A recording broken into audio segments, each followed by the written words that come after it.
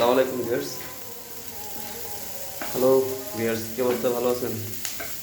আজকে আমার অফিসে কেউ নেই, তো লাঞ্চ করতে হবে। তো চিন্তা করলাম অফিসে রান্না করে নিজেই কিছু খেয়ে দিই। সেরকম লাঞ্চটা। তো লাঞ্চ হচ্ছে এটা,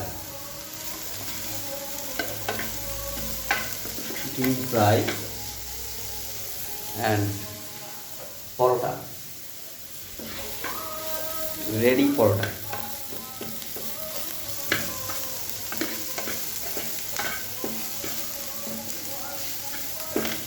যদি আপনারা কেউ ইচ্ছা থাকেন শেয়ার করতে খাবার আমার সাথে, তাহলে এসে করেন আমার এখানে।